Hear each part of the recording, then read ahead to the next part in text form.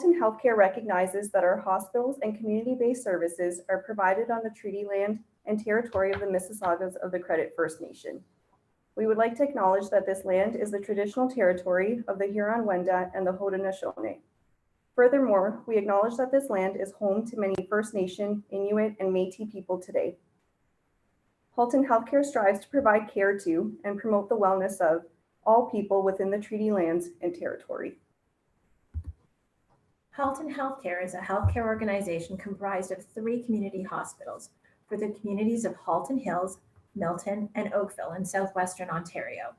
Together, Halton Healthcare services a population of almost 400,000 residents. So we've included here on this slide a picture of where we work at the Oakville Trafalgar Memorial Hospital, where the inpatient rehab unit is located on the 4th floor. So I want to talk about our criteria for the rehabilitation unit here at Halton Healthcare specifically. Not every patient qualifies for rehabilitation. The decision is made after a thorough review of the chart and communicating with the patient's acute care team.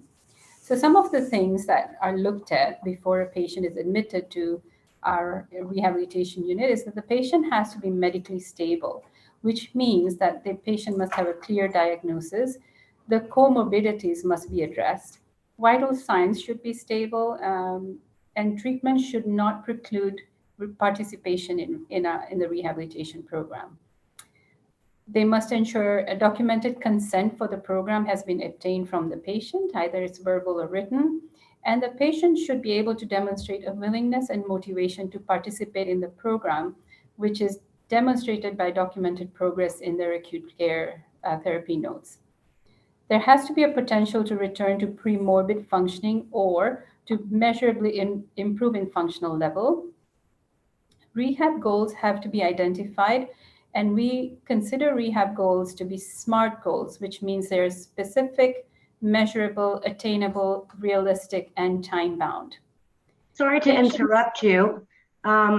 These slides aren't skipping. They're not going to the next slide. So we're talking more to the slide, Karen. Okay. We don't have more slides. Yeah. Is that okay? Well, right now, just to make sure, I'm sorry to interrupt. It just says moving forward with a brain tumor. We're still on the first page. We haven't yet hit. Oh, I see. We didn't see land acknowledgement. We haven't seen land, like you've said it, but we haven't seen it. Oh, I'm sorry. Yes. No, that's okay. So again, for those, if we have these technical difficulties, please just know that we will be sending, we can receive this presentation slideshow as well after. I just wanted to let you know. I will let you go back to.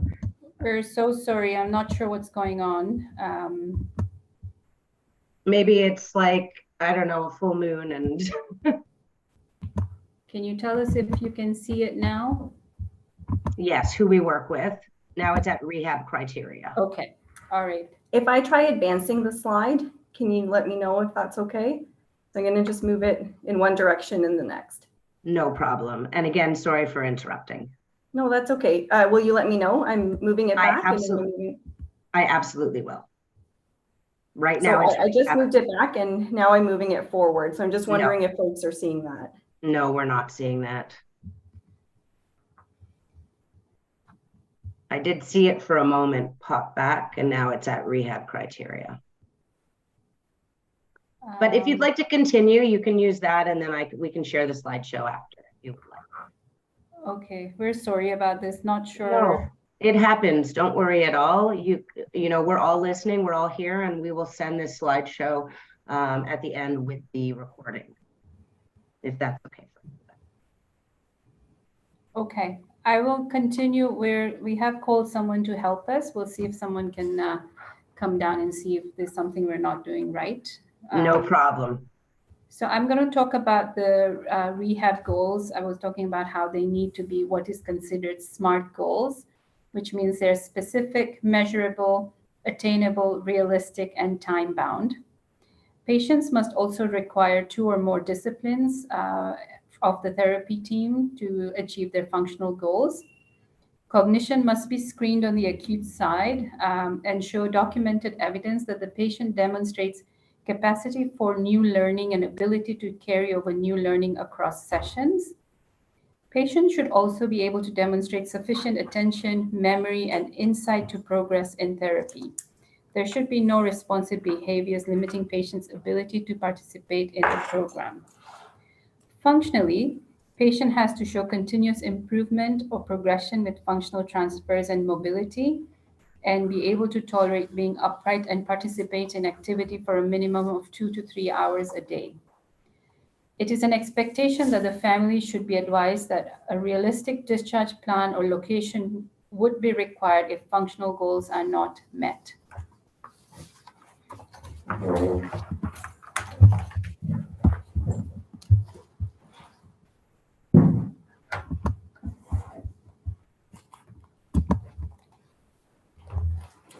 The 4 North Acute Inpatient Rehab Program offers short-term active rehab for patients with acute neurological, musculoskeletal, orthopedic, or general medical conditions that affect their ability to function.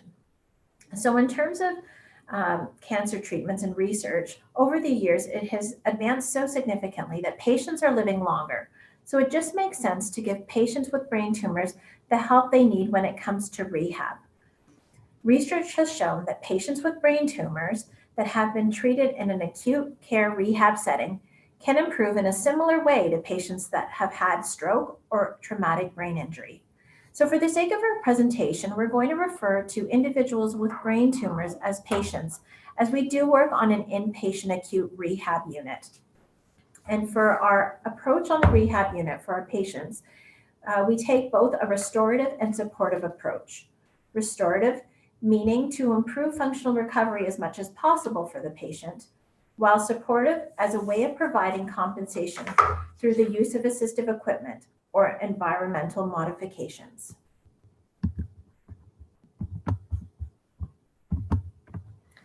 Patients with brain tumors can vary widely in their clinical presentations, so their specific areas of impairment need to be addressed accordingly. Each patient also has a unique medical history that contributes to the overall clinical picture. In a recent webinar through the Brain Tumor Foundation of Canada, it was mentioned that there are various types of tumors, and these can impact the surrounding areas of the brain in different ways. We need to take into account the previous medical conditions that may affect the person's functioning. For example, if a patient has osteoarthritis in their hip, this may cause pain when they try to walk, and while this may have nothing to do with the person's tumor, it needs to be acknowledged and recognized as a potential influence on their rehab progress. Each of us complete a thorough chart review to pertain this information about the patient, as well as other relevant information we should be aware of in order to carry out our roles. Additionally, we need to know where the patient is on their cancer journey. Have they been living with a brain tumor for years with conservative management, or were they newly diagnosed and had to undergo urgent intervention? In the latter situation, where it was just diagnosed, there can be a lot of emotional overwhelm and frustration from being in the hospital. Another consideration is whether they need to undergo other treatment while admitted to the inpatient rehabilitation unit. We've had patients undergo radiation and/or chemotherapy while being on our rehab unit. However, because we don't have much in terms of oncology services at our community-based hospital, our patients would need to be transported to one of the local cancer hospitals. The transportation back and forth can be tiring, just in of itself. As their therapists, we need to account for the patient's off days from treatment and schedule their sessions accordingly. How much therapy can they push through, and being aware of nausea and fatigue effects. Prior to initiating our assessments and treatment interventions, we also need to ensure we obtain informed consent for our specific service, as well as the involvement of the therapy assistants we work with. Prognosis is also important. For example, there are times when a patient has been given a palliative diagnosis, but the plan is for them to work on improving their ability to transfer themselves from a bed to a wheelchair so that their caregivers don't have to do as much. This could be very different from a young patient with a brain tumor that has been given the green light by their oncology team to take the steps to return back to work. Therefore, establishing expectations and goals with the patient and family are important from the start, and also in an ongoing manner as the person or circumstances change.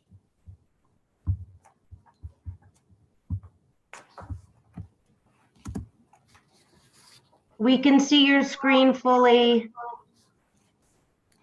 Fantastic. Thank you. You're welcome. Thank you everyone for your patience. We're ready. You can continue. I will put myself back on mute. Okay. All right. I'd now like to speak a bit about the role of the occupational therapist. Occupational therapists, or OTs, work in a variety of different sectors and with a variety of client or patient populations, addressing occupations. I'm sure my fellow OTs are tired of folks thinking that we are there to help them either get a job or support them within their job roles. And while that may be something we help folks with, we do so much more. What we mean by occupation is any activity you do that fills your time and gives your life meaning. This could include tasks you do to take care of yourself, how you contribute to being a productive member of society, as well as things you do for fun, leisure, or pleasure. In the hospital setting, on the inpatient acute rehabilitation unit, function and safety are integral components to the care I provide to the patient. Through assessment, treatment, and consultation, I work with patients, their loved ones and caregivers, and other members of the healthcare team to address collaborative patient-centered goals in relation to function and safety. From an occupational therapy lens, I work with patients on their cognitive, perceptual, and visual skills, as well as on their physical function skills, which may include aspects of mobility. Here is where there is some overlap between my role and the roles of the speech-language pathologist and the physiotherapists, and where good communication and collaboration allow us to best support our patients in a cohesive and comprehensive manner. When I mention the term cognition, what I'm referring to is the mental processes that take place in the brain. Cognition includes aspects such as thinking, attention, language, learning, and memory. Perception refers to the organization, identification, and interpretation of sensory information in order to understand the information that's being presented to us, as well as our environment. Vision is the ability to see or use your sense of sight. Physical function refers to the physical qualities, actions, or things connected to a person's body. These skills are worked on in relation to the patient's specific goals when it comes to their basic activities of daily living, or ADLs, and their instrumental activities of daily living, or their IADLs. ADLs are the basic self-care tasks we do every day. This includes feeding, grooming tasks such as brushing your teeth or combing your hair, using the toilet, getting yourself dressed and undressed, and showering or bathing. IADLs are the things we do every day to take care of ourselves and our home. They require more complex thinking and planning than ADLs. IADLs include tasks such as driving, managing your medications, preparing a meal, cleaning and doing laundry, grocery shopping, and managing your finances. For each patient I would be seeing, I would start with an initial assessment that involves a chart review, obtaining and/or confirming the patient's prior level of function and home environment details, which includes how the patient manages those ADLs and IADLs, as well as their mobility. I would then complete a functional assessment. Most often, this is all completed jointly with the physiotherapist I am working with. From there, I would be discussing potential goals with the patient and/or family. With the information I've obtained from my initial assessment, I would complete my analysis, identify outcomes, and identify a treatment plan. This is all documented within the patient's electronic chart. OTs are highly skilled at assessment, observation, and task analysis. Being able to observe someone carrying out a task and identifying the components or aspects where the task is breaking down is how we determine what needs to be worked on or addressed to contribute to the patient's overall picture of engaging in their daily occupations.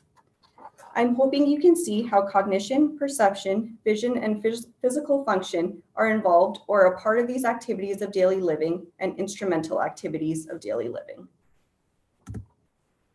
I'm going to talk about the role of physiotherapist. So physiotherapists are known as experts in movement and mobility.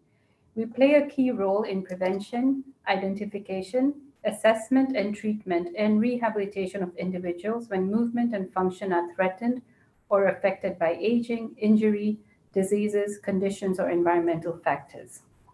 Physiotherapists work in many different settings, including schools, hospitals, clinics, long-term care homes, to name a few.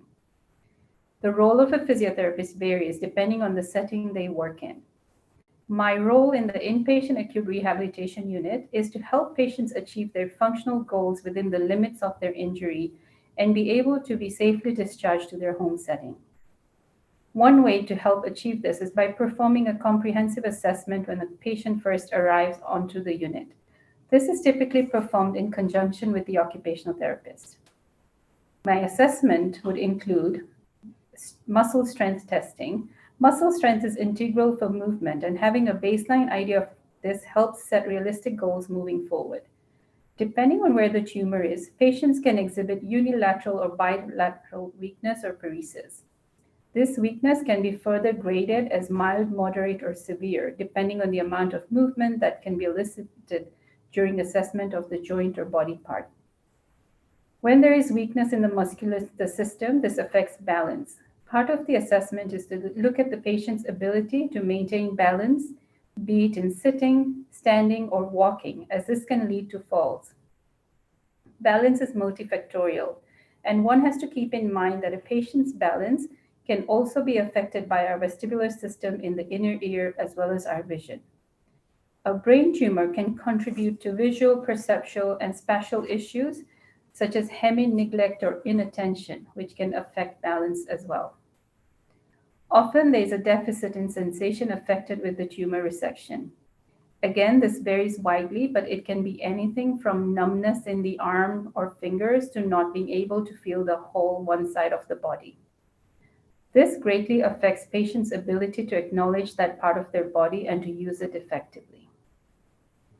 When one has all the above deficits, coordination of movement is also affected, which can contribute to difficulty in performing activities of daily living. For example, being able to comb their hair or brush their teeth. It can also affect their gait. Often, as a result of decreased joint protection or range of motion or increased tone or spasticity, there is pain involved. This is not well addressed at times, and as a physiotherapist, I often find myself being an advocate for pain control for the patient, as during therapy is when many experience most of their discomfort when moving their bodies through their painful range of motion. Finally, we take a look at the overall mobility and how each of the previous factors may have contributed to decreased mobility or gait instability.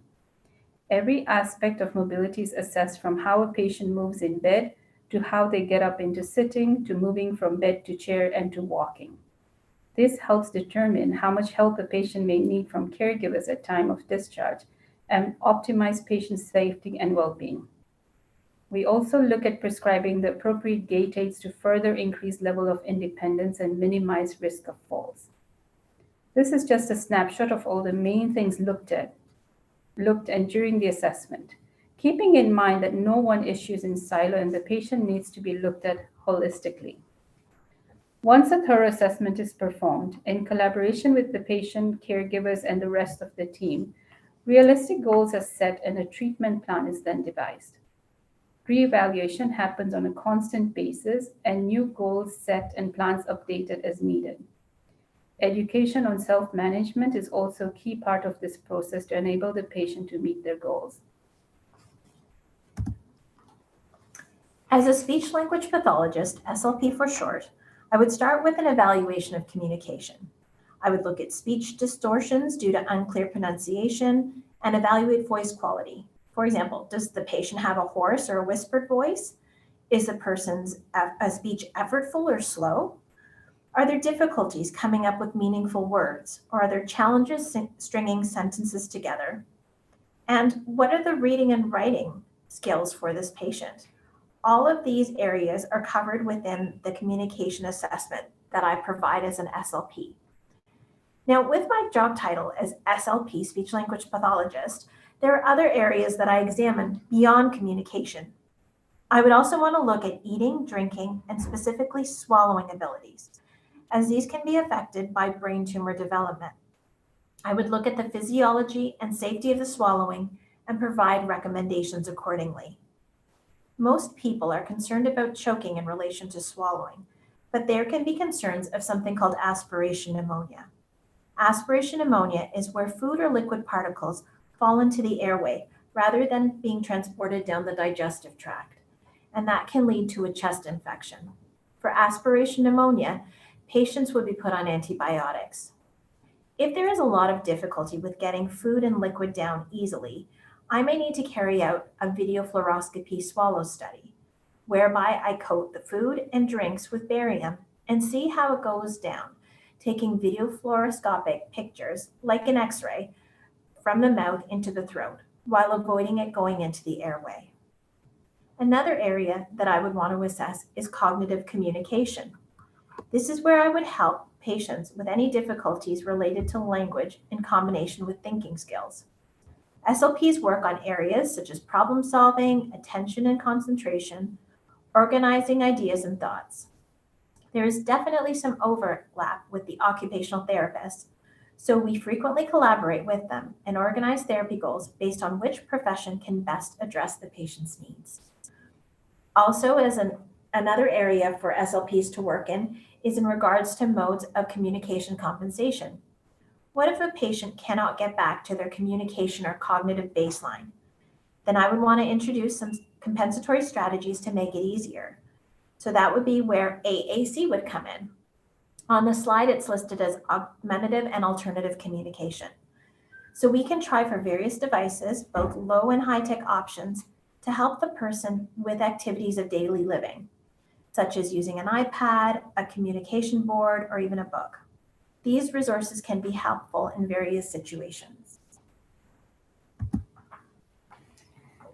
We're now going to talk about a hypothetical case scenario that we have created based on our experience of working with patients with brain tumors.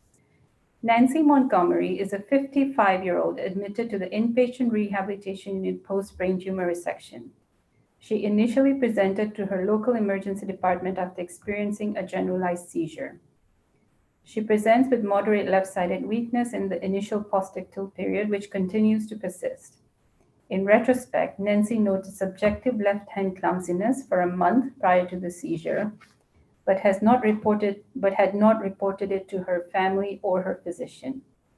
Upon discharge from hospital, Nancy has an outpatient appointment booked with her oncologist. Nancy was working full-time as a teacher in a local high school. She lives in a 2-story house with her spouse, who travels frequently for work, and she has 2 sons who are currently away at university. She enjoys music, yoga, and has an active social life prior to her illness. She has expressed frustration with her diagnosis and is determined to do whatever it takes to return home. As per Nancy's acute care notes, the problems identified are listed on the slide. She has decreased attention, information processing, and issues with problem solving. She presents with moderate left-sided weakness. She has reduced safety awareness and insight. She has slurred speech and a poor appetite, vision changes, and decreased sensation in the left arm and hand. Given the information in the case scenario about Nancy, and assuming my initial assessment confirmed the difficulties mentioned in the acute care notes, as an occupational therapist, my next steps would be further assessment, which may include further formal and/or informal cognitive assessment. This may be observations of Nancy while she is participating in functional tasks and/or administration of a formal cognitive screen, such as the Montreal Cognitive Assessment, or more commonly known as the MOCA. This would help guide cognitive treatment interventions in a more informed manner. I would also want to further explore Nancy's visual perceptual skills through formal and informal assessment. From a vision perspective, this may include looking at eye range of motion, saccadic movements of the eye, as well as completing confrontation and near-point convergence testing. From a perceptual perspective, this may include observations while Nancy is participating in functional tasks and/or administration of more of a formal assessment, such as the OSOT perceptual evaluation or motor free visual perceptual test, known as the MVPT. Upon collecting this data, as an OT, I would be working on all components that I mentioned to be a part of my role earlier. This can be challenging as there is a lot to work on potentially for Nancy, and also a limited amount of time and resources. In this situation, I would be needing to apply clinical reasoning to identify what are the most significant challenges or difficulties Nancy is facing in relation to her goals that I can influence or make a difference for. I would be considering things such as how I can optimize on Nancy's strengths, such as her motivation to improve and her social support system, for example. As I also work with occupational therapy and physiotherapy assistants, or OTA PTAs, assignment of treatment to the OTA PTA would be integral to Nancy's overall care plan. From a cognitive perspective, I would begin by taking a remediation approach, which is helping Nancy to improve a variety of her skills. These would be attention skills, which include sustaining attention, demonstrating selective attention, which is being able to attend to or pick out pertinent information while ignoring distractors, alternating attention, which is being able to shift between sources of information, and divided attention, which is what we typically refer to as multitasking. Working on following directions would also be important for Nancy. We would begin with simple one-step directions and then increasing the ability to follow more complex directions as well as multi-step directions.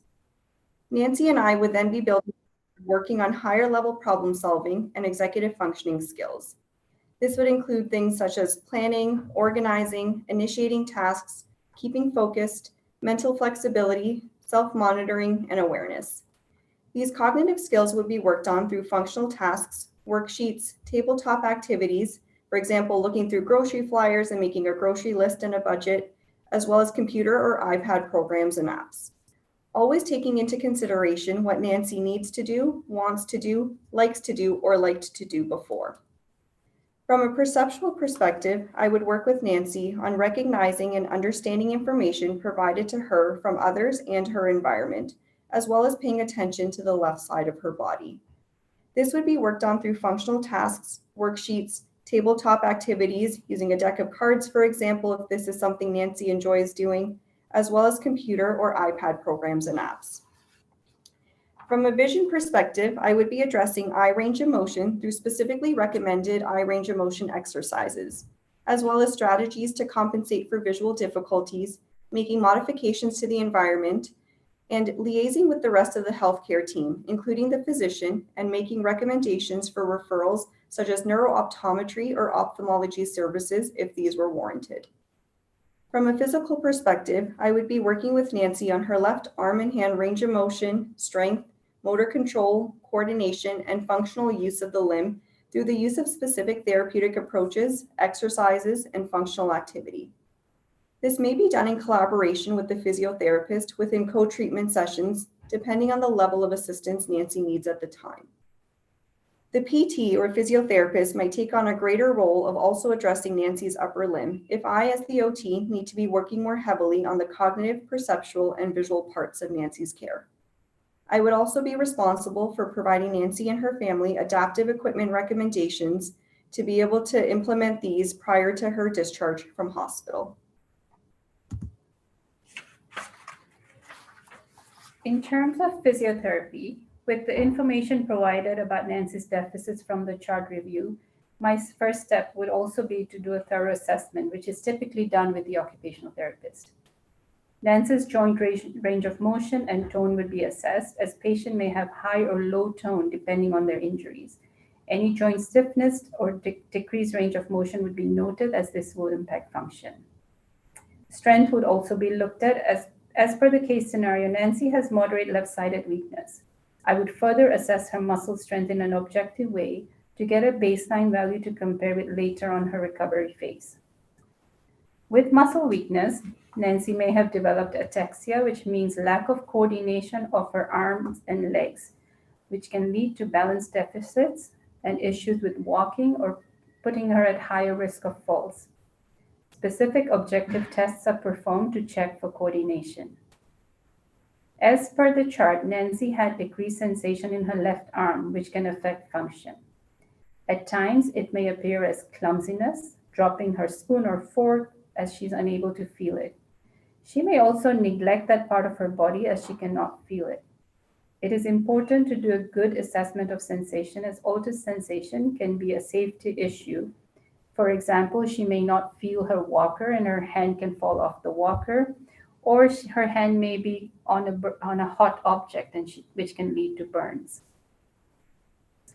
As talked about earlier, a deficit in strength, range of motion, balance, and sensation would lead to functional issues, and patient may need assistive devices to be safe in their environment. A holistic approach is taken in viewing the patient's overall presentation.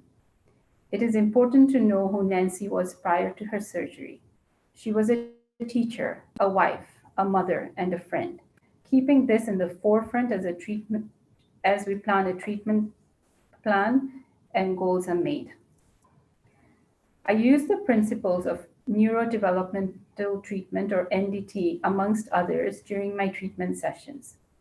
It is holistic, individualized therapeutic handling based on movement analysis for rehabilitation of individuals.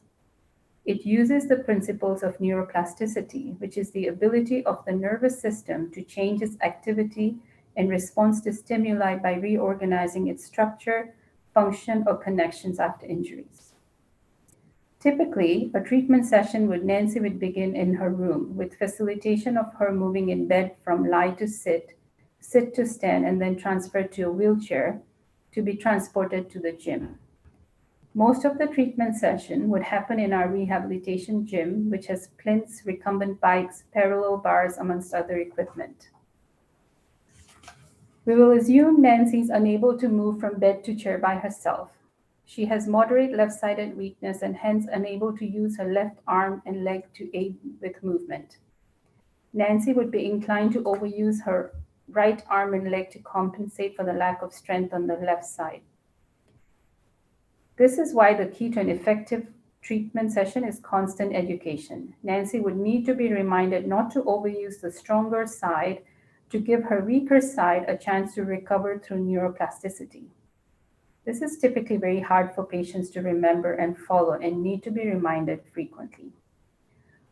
Teaching Nancy and her care team to transfer from wheelchair to bed safely is important for everyone's safety. It would be part of her therapy to be up in her wheelchair multiple times a day. Treatment session for Nancy would start on the treatment plinth in the gym, at times in lying and working on facilitation of moving in bed by herself, which includes rolling to the side, pushing herself up into sitting. In sitting, midline orientation is worked on, as at times a patient who may have neglect or perceptual issues may perceive a different midline, which alters the sitting balance and body mechanics. Once this is achieved through strength training and education, sitting balance is the next focus. Should Nancy be able to garner enough trunk strength to sit up by herself at the edge of the bed, treatment would progress for her to be able to reach for things and move outside of her static sitting position. Treatment is typically focused in meaningful and functional tasks. For example, Nancy is a teacher, so providing a whiteboard and a marker for Nancy to reach out and write on will work on her sitting balance and arm strength simultaneously and will be meaningful for her. Once sitting balance is well established, sit to stand would be the next task to focus on. Here, depending on what Nancy is able to tolerate, treatment may be initiated with Nancy sitting on an elevated plinth to get more weight bearing through her legs, and then eventually progress to standing. Many different positions would be used during the therapy session to push Nancy to work outside of her comfort zone and to learn new and more complex tasks.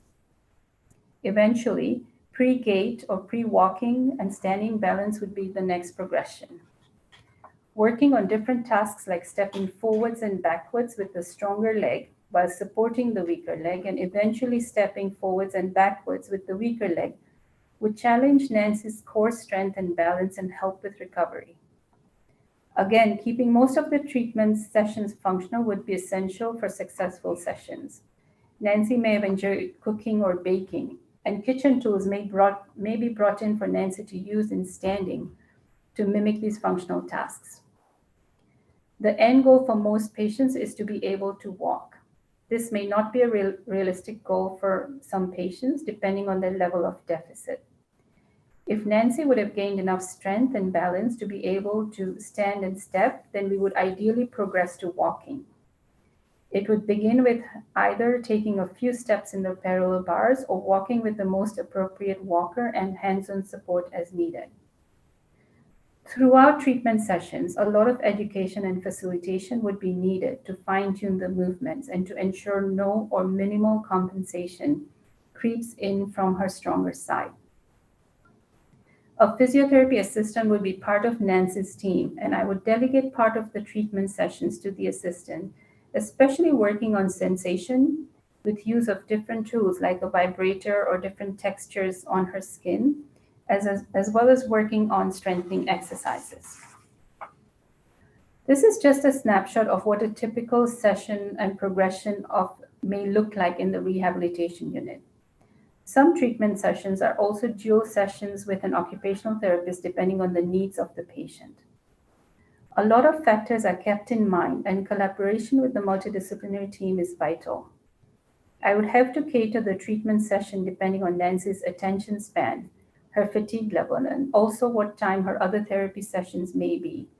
I would also have to keep in mind her cognitive abilities and any visual and perceptual deficits she may have. Nancy's speech and comprehension would also be a factor to keep in mind, and effectively being able to communicate with Nancy would lead to better outcomes. This is where sharing information with the speech and language pathologist is helpful, as tips and tricks on effective communication are shared. Nancy's family, if involved in her care, would also tend to become strong allies for the therapy team.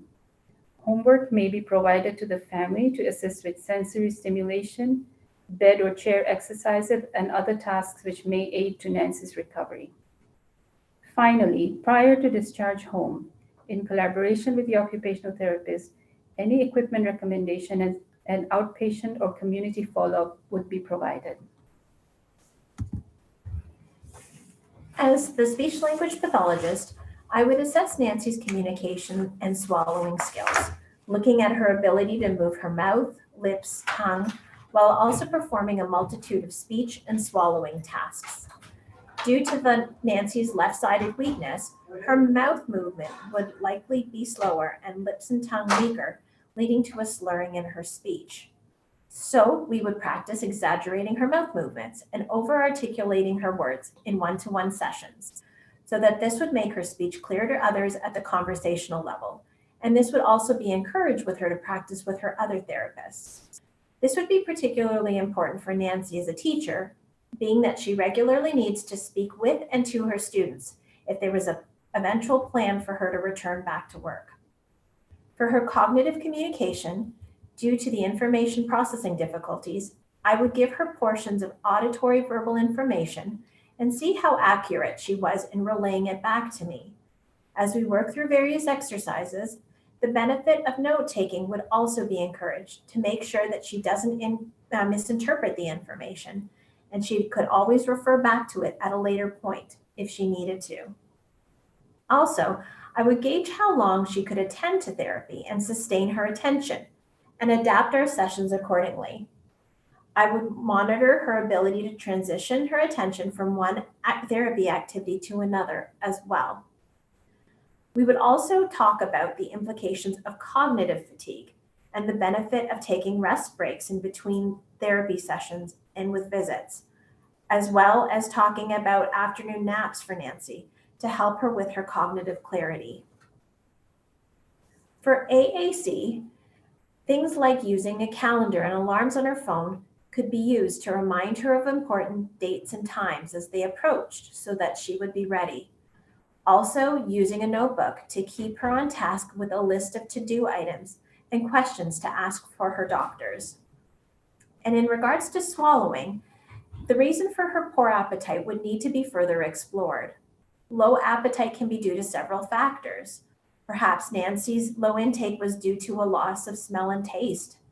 I would also want to work with a dietitian and the clinical nutrition team, problem solving and addressing these issues. From a food standpoint, perhaps she would benefit from nutritional supplements, smaller meals throughout the day, adding more flavor enhancers to her meals, or even adapting food preferences in the interim. The texture of her food could also be adjusted if there was trouble with chewing or swallowing due to the weakness of her mouth on the left side. So food could be made fork tender, allowing for easier chewing or swallowing. So at this point, you probably heard a common theme of collaboration between the three of us, and this is a key component for our daily clinical practice with our patients. For rehabilitation to be effective, Patients require the collaboration of various specialists, including neurologists, oncologists, rehab assistants, nurses, and other team members beyond us. So we've listed a few of them in the diagram that you see. The support team refers to the patient's caregivers, and based on our current case scenario, that would refer to Nancy's family. They would receive education and training to help Nancy progress with her level of function. This is crucial to the continuity of care, especially after Nancy leaves the hospital, because at that point, us as inpatient therapists would no longer be involved in her care. Nancy's family would be encouraged to ask questions, keep updated with the therapy team, learning new training techniques, and the specialist while connecting with their social worker as well. The social worker will provide counseling and promote self-advocacy for the patient's health journey. The social worker would also explore resources for various topics such as finances and transportation, while also providing support in planning for the future. The pharmacist would look at medication interactions and provide suggestions on how to optimize Nancy's recovery based on regular monitoring of lab work to see if there were any abnormalities. There can be medications that can impact several subsystems, including sleep, kidney function, muscle movement, energy level, and cognition.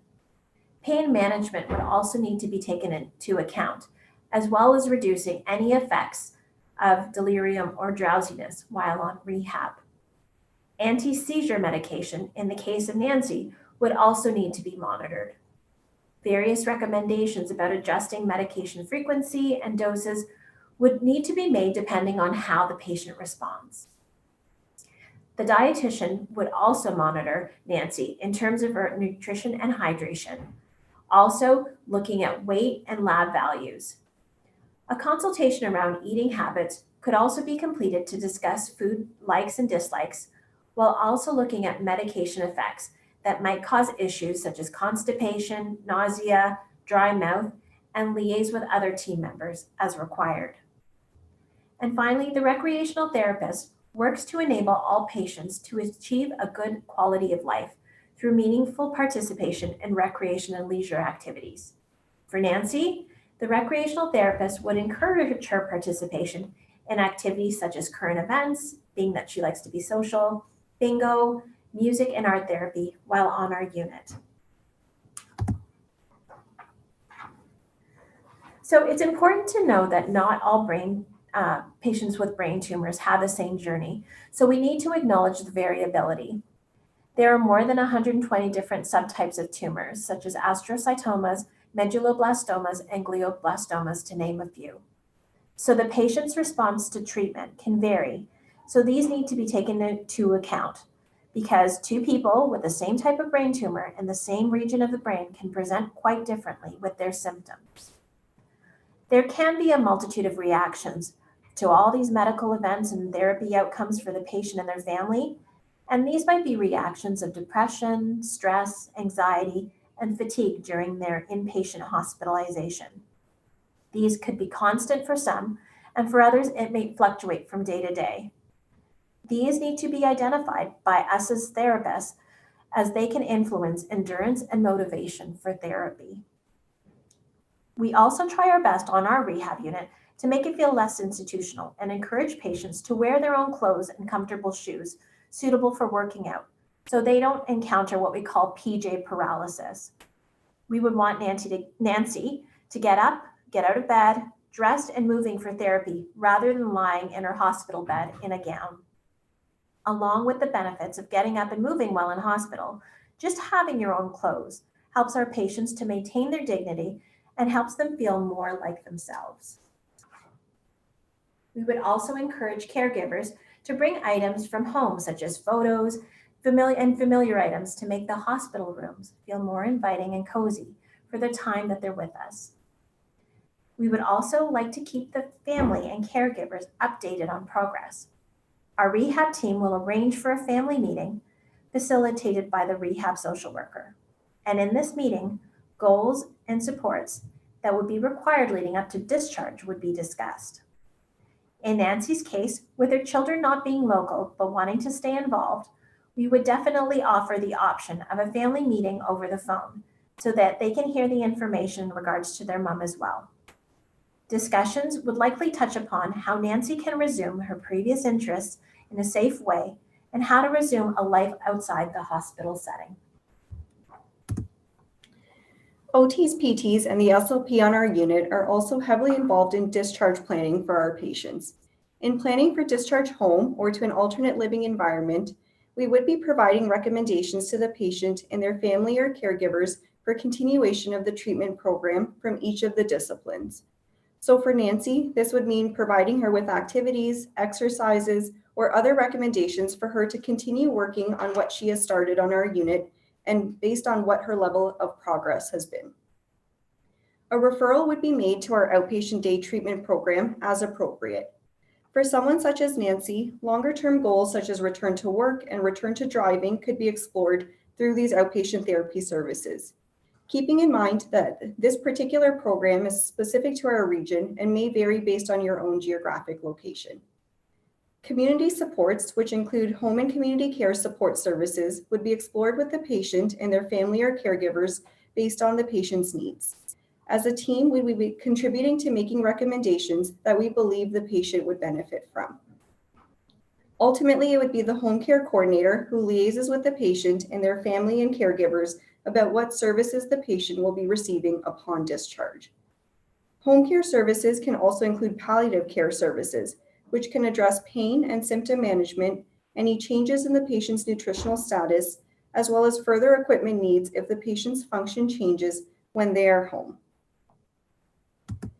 And with that, we would like to wrap up our presentation. Thank you very much for taking the time to listen, and hopefully we have given you a snapshot of what we do as an OT, PT, and SLP in our day-to-day on the Inpatient Rehabilitation Unit at OTMH, as we continue to support our patients on their healthcare journeys.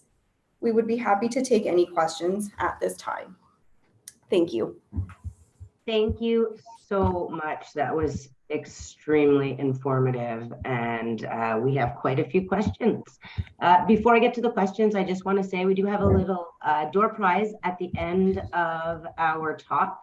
So for those of you who stay on, you have a chance to win one of our hats for home. So that will be done at the end of this. Thank you again. That was really great.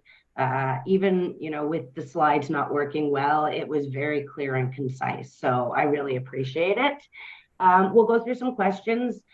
I'll take the first one. So somebody says, looking for excellent paper copy books, textbooks, or ebooks to learn about brain lobes and neurology. And if you don't know about those off the top of your head, you can always send them to me later, and we can add that into the information that we send with this webinar. Just because I know that might not be an easy one to sort of get off the top of your head, but I'll let you answer. I think we would appreciate that. There's certainly resources like we can share from our various perspectives. So we'll just make a couple of notes so that we're able to pass that along afterward. Fabulous. So what I'll do is I'll send those along with the webinar when that's ready. Okay, the next question is, where can one participate in research that studies frontal lobe cavernomas and the impact on day-to-day living? Being that we're more clinically based here, that's a really hard question for us to answer. I think that would be better directed to someone with more of a research focused in academia. So we're kind of at a loss here as to where to direct that query, but Okay. The next question, is there evidence comparing acute inpatient neuro rehab to outpatient neuro rehabilitation? And if so, what does the literature show, using your example of a young person diagnosed? So I can tell you, I have read a few articles, and what you have to keep in mind is that inpatient neuro rehab is quite intense. So there's evidence to show that the more intensity of rehab you get, with the theory of neuroplasticity that I talked about earlier, there will be better recovery. But as you know, there are barriers. Not everyone gets into inpatient rehabilitation. So I'm not saying that you won't make the same gains with outpatient rehab, but outpatient rehab would be for patients who are already quite far down the line in the recovery. I'm not sure if I've answered that question, but well, if there's another addition to that question, I'll have them pop that Okay. into the questions. Okay, how can primary care professionals in the community access outpatient occupational therapy that needs to continue neuro rehab? I think one of the great challenges of our system and healthcare as it stands right now is that there aren't a whole lot of occupational therapists that are neuro-based out in the community. A lot of that, in my experience, has been with insurance providers not covering occupational therapy services. So there's less of a draw, I would say, for that outpatient type of treatment to be occurring. There are certainly resources. I would start by directing the inquiry to the College of Occupational Therapists of Ontario.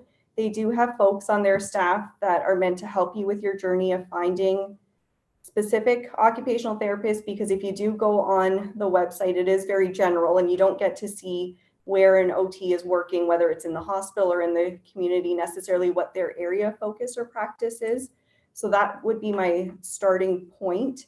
And then from there, I found that with the patients that at least we see in the hospital, and I can't comment on what their journey looks like once they're home always, but a lot of word of mouth has been important, or connecting with the other healthcare providers in the community that someone is working with. So perhaps your physiotherapist is a resource where maybe they are applying some of those neurorehabilitation techniques that an occupational therapist would be supporting, and then they can help link you. Or using your case coordinator, there's fantastic resources out in the community, such as the Brain Tumor Foundation of Canada, where it serves as a starting point that can then launch those conversations and that dialogue to be able to navigate what is available in the community and how to receive access to it. Fabulous. Now, I do want to respect the time limit, as I know that we had said that this was going to end at 2. So if it's okay, what I'll do is I will take one more question and then I will grab the rest of the questions so that have not been answered. And I can take them offline with you, if that's all right. I don't want anyone to feel that their answers, that their questions weren't being answered, but I do want to respect your time. So I will take one more. It says, for those that are discharged from the hospital but currently in wheelchairs and want to be able to walk again, are there community resources that accommodate their heavy assist needs? That's where we have found the greatest gap in the system. He's a 2-person assist, and community private clinics can accommodate that ratio.